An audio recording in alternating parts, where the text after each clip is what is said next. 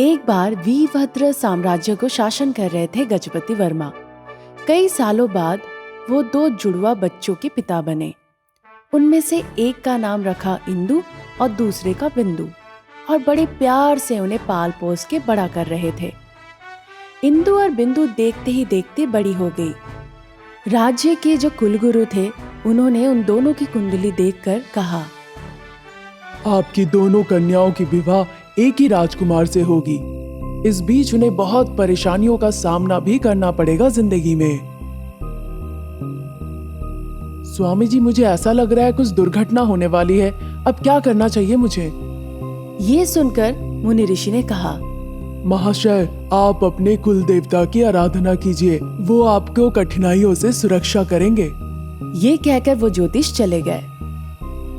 एक बार जब पड़ोस के साम्राज्य के राजकुमार धर्मेंद्र सो रहे थे, शैतान वहां पर आए और उन्हें नींद में ही बिस्तर के साथ उठाकर ले गए। धर्मेंद्र जब नींद से बीच में जागे, चारों तरफ देखे तो उन्हें लगा कि वो नींद में सपने में हैं, इसीलिए फिर से सो गए। वो दोनों शैतान कुछ दूर गए और मणिदीपा साम्राज्य, जो कि समुद्र के बीचों बीच था, वहां पहुंच गए। उस राजप्रसाद में जाकर दोनों शैतान ने बिस्तर को पटक के नीचे रख दिया। फिर वो दोनों शैतान आपस में कुछ बातचीत करने लगे। धर्मेंद्र ऐसा बर्ताव कर रहा था जैसे मानो कि वो सो रहा है और वो नींद से जागा ही नहीं। बाद में वो शैतान राजकुमारी इंदु के कमरे में घुसे। शैतानों ने इंदु को जगाया और कहा, राजकुमारी, आपकी कुंडली के अनुसार आप और आपकी बहन की एक ही पति के साथ विवाह होगी। वो आदमी हमारे महल में है, आप जाकर उसे एक बार देख लीजिए। ये कहकर वो दोनों वहां से उड़ गए। तुरंत बिंदु जाकर महल में ढूंढने लगी कि वो कहां पर है। वो धर्मेंद्र को बिस्तर पर सोते हुए देखी। उसे उस ज्योतिष की बात याद आने लगी कि बाधाएं आएंगी। ये सोचकर वो वहां पर ज्यादा देर बर्दाश्त नहीं कर पाई और उस जगह को छोड़कर चली गई। धर्मेंद्र, जो तब तक सो रहा था, वो जाग गया और इंदु का पीछा करने लगा। इस बीच उन्होंने देखा दो सैनिक आ रहे हैं। ये देखकर वो छुप गया और वहीं से देखने लगा। बिंदु थोड़ी दूर चले जाने के बाद सांभवी माता की मूर्ति के पास पहुंच गई।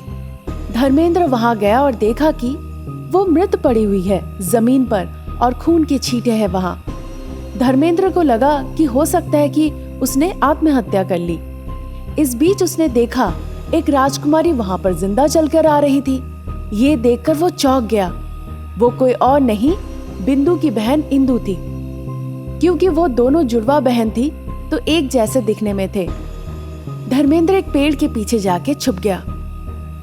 पहले वो दूसरा शैतान बिंदु के कमरे में घुसा और कहा, कोई जादूगर राजकुमार के भेष में यहाँ पर आया है और तुम्हारी बहन इंदु को लेकर यहाँ से उड़ गया है। इसीलिए बिंदु वहां पर आई देखने के लिए उसकी बहन इंदु है कहाँ। जैसे ही वो सांभवी माता की मूर्ति के पास पहुंची, उसने अपने बहन के शरीर को मृत पाई। उसे देखकर वो काफी नाराज हो गई। धर्मेंद्र, जो पेड़ के पीछे छुपा हुआ था, उसे देखकर ये सोचने लगी कि शायद यही वो जादूगर है। इसलिए उसने एक छुरा निकाला और उसके तरफ फेंका। इधर राजा गणपति वर्मा अपने हवेली में दोनों बेटियों को कहीं नहीं मिल पाने की वजह से बहुत चिंतित हो पड़े और वो जल्दी वहां पहुंच गए। जो छुरा बिंदु ने फेंका था वो उसके पिताजी राजा गणपति वर्मा के हृदय में जाके लगी और उनकी मौत हो गई वहीं पे। माँ शांभवी, मेरे पिताजी की मृत्यु मेरी वजह से हुई है। उस ज्योतिष की बात एक एक करके सच होते जा रहे हैं। कठिनाइयां बढ़ना शुरू हो गए हैं हमारे घर में। मेरे पिता और बहन की मृत्यु हो गई। अब मुझे जिंदा रहकर कोई फायदा नहीं। ये कहकर उसने छुरा लेकर खुद को मार लिया। धर्मेंद्र सोचने लगा कि वो वजह है जिनके लिए 3-3 लोगों ने अपनी जान गंवा दी।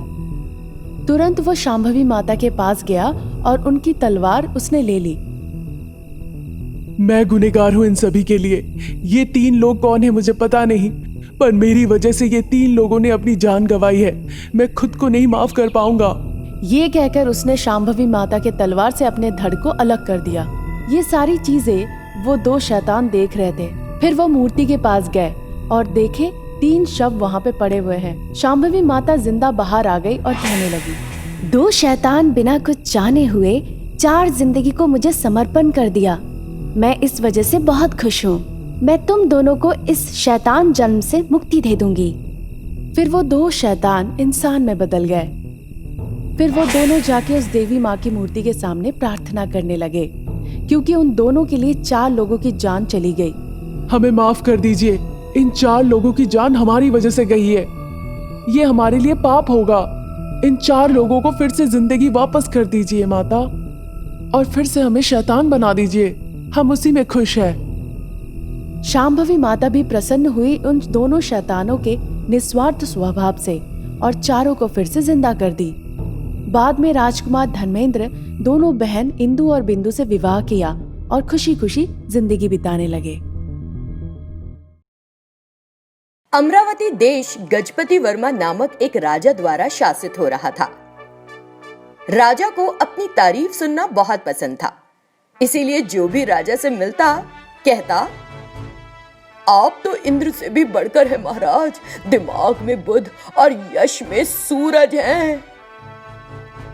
और बदले में उसे ढेर सारे उपहार मिलते और इस कारण से खजाने से सारा धन समाप्त होता जा रहा था। ये देखकर महामंत्री सेतुपति चिंतित थे और एक दिन महाराज से मिले और कहा, महाराज, जो लोग आपकी तारीफ करते हैं आप उन्हें ढेर सारे उपहार देते हैं। इस वजह से बेमतलब और जबरन की प्रशंसा करके लोग फायदा उठा रहे हैं। प्रशंसा गुलाब के जल की तरह होती है, जब तक बिखरे नहीं पीने का मजा भी नहीं। ऐसे भी उपहारों के नाम पर हमारे खजाने का धन आधे से ज्यादा खत्म हो चुका है। इसीलिए बेहतर होगा कि इस प्रशंसा रूपी झांसे से आप बाहर निकल आएं। महामंत्री की कही बातों को राजा बहुत महत्व दिया करते थे, लेकिन महाराज के लिए तारीफ के शब्दों के लिए ना कहना बड़ा मुश्किल था। इसीलिए बोले, महामंत्री, प्रशंसा मेरे दिमाग को आनंदित करती है। उन तारीफों के आधार पर मैं और अच्छे से काम करता हूँ। फिर मुझे उनसे मुख क्यों मोड़ना चाहिए? महाराज, कृपया मेरी बात सुनिए। प्रशंसा पर रोक लगाइए और जो अच्छा तर्क प्रस्तुत कर आपकी बात को गलत ठहराए उसे पुरस्कृत करिए। उससे हमें अपनी कमियां पता लगती हैं। कटाक्ष हमें अच्छे बदलाव लाता है। लेकिन तारीफों के लिए प्रेम उतना ही खराब होता है जितना हमें कटाक्ष लगता है। महाराज महामंत्री को ना नहीं कह सक रहे थे और बोले, महामंत्री, अगर हम कटाक्ष करने वालों को इनाम देंगे तो हर कोई फिर वही करने लगेगा। उससे भी तो हमारा खजाना खाली हो जाएगा। तो आप ही बताइए, हमें क्या करना चाहिए? महाराज, सिर्फ उसे इनाम दीजिए जिसका कटाक्ष सही हो। हर तर्क पर उपहार देने की जरूरत ही नहीं है। अब से कोई राजा की कोई प्रशंसा नहीं करेगा। कटाक्ष करिए, कटाक्ष। अगर उनमें से कोई उत्तम कटाक्ष हुआ तो राजा उसे 10,000 रुपए का इनाम देंगे। जैसे ही यह घोषणा लोगों ने सुनी, वो बड़े दुखी हो गए, क्योंकि उनके हाथ से आसानी से इनाम जीतने का एक तरीका निकल गया था। अब तक वो महाराज की कमजोरियों का भी समर्थन करके उनकी प्रशंसा के गीत गाकर उनसे उपहार ले लिया करते थे। इस बात से दुखी होकर वो महल जाकर तरह तरह से राजा के प्रति उल्टा सीधा कहने लगे और कटाक्ष करने लगे। राजा, जो प्रशंसा सुनने का आदी था, कटाक्ष सहन नहीं कर पाया और किसी का कटाक्ष उसे सही नहीं लगा। खजाने में से उपहार के रूप में धन बाहर नहीं गया। महामंत्री ये देखकर प्रसन्न थे। नीलकांत नाम का एक विद्वान राजा के दरबार में था। जबकि उसमें प्रतिभा बहुत कम थी, वो महाराज की प्रशंसा करके बहुत ऊंचाई चढ़ चुका था। नीलकांत में विनम्रता कूट कूट कर भरी हुई थी। नीलकांत को पता चला कि प्रशंसा करने पर रोक लगने के पीछे महामंत्री का हाथ है। इसीलिए उसने कटाक्ष करके उपहार बटोरने की सोची ही नहीं। एक दिन महाराज ने उससे पूछा, नीलकांत, तुम एकदम चुप हो, कोई कटाक्ष नहीं कर रहे। क्या मैं कारण जान सकता हूँ?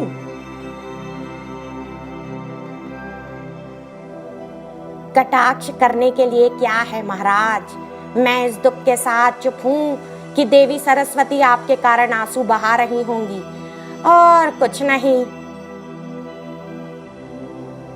क्या नीलकांत, क्या देवी सरस्वती हमारी वजह से आंसू बहा रही होंगी?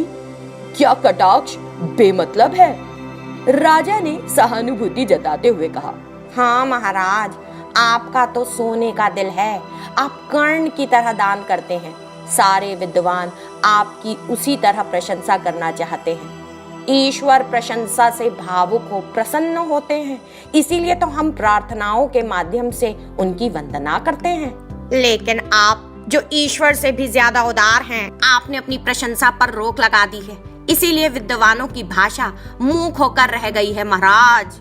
महाराज से नीलकांत के शब्द सुनकर अंदर की खुशी पर काबू नहीं रह पाया। वो अपने सिंहासन से उठ गए और नीलकांत को गले लगा लिया और नीलकांत की सराहना करते हुए उसे 10,000 रुपयों से सम्मानित किया और बोले, तुम्हारा कटाक्ष सर्वोत्तम कटाक्ष है। ये देखकर मन ही मन महामंत्री हंस पड़े। साफ था कि राजा की सोच में कोई परिवर्तन नहीं आया था और ये ऐसे ही चलने वाला था। अब इसी तरह के प्रशंसा से मिश्रित कटाक्ष से राजा को खुश किया जाना था, जिससे वो खुश होता। लेकिन फिर भी महामंत्री की उम्मीद समाप्त नहीं हुई थी। उन्हें लगता था कि राजा में एक दिन बदलाव जरूर आएगा।